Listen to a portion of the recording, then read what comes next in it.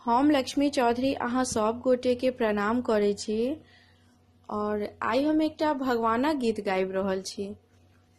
हमरा अहाँ सब दुआरे आदेश छलै जे हम नीक नीक दू चारिटा भगवान के गीत अपलोड करी। हम अपना तरफ से पूर्ण कोशिश कर रहल छी जे गीत अहाँ सब गोटे के नीक लागे और गीत नीक लागत ते गीत के अधिक से अधिक शेयर करब और क्षमा करब जे गीत अपलोड करब में कनी हमरा विलम्ब भेल और अहाँ सब अहिना आशीष बनेने रहब और अहाँ सब गोटे हमरा फेर से कहब आज्ञा करब जे अहाँ सब गोटे के केहन तरह गीत चाही। धन्यवाद।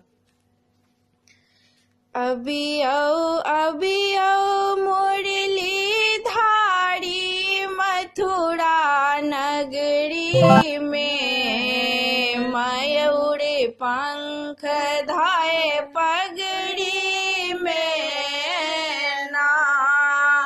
अभी आओ मुरली धारी मथुरा नगरी में मयूर पंख धाए पगड़ी में ना।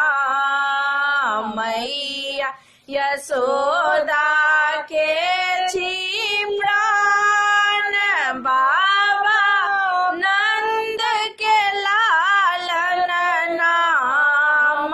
मैया यशोदा के छी प्राण बाबा नंद के लालन नाम। मुरली धारी अभी आओ हरि आओ कंस के प्राण यो पापक करियो नाश यो ना।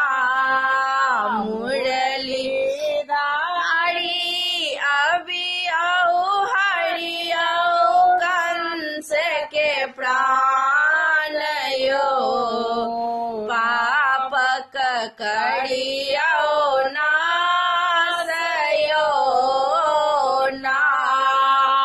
अभी आओ मुरली धारी मथुरा नगरी में मयूर पंख धाए पगड़ी में नाम। केलऊ दानव दल के नाश कृष्ण हमहु करई छिया।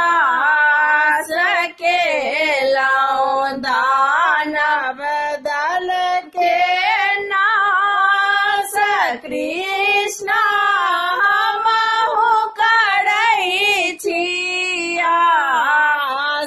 मुरली धारी हरि आओ संकट बाल गोपाल के श्याम सुंदर धरा पर आई के नाम। मुरली धारी हरि आओ संकट बाल गोपाल के श्याम सुंदर धरा पर आई के ना। अभी आओ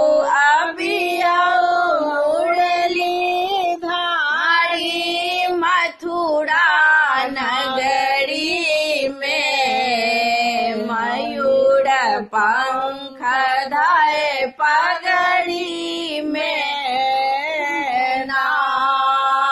अभी आओ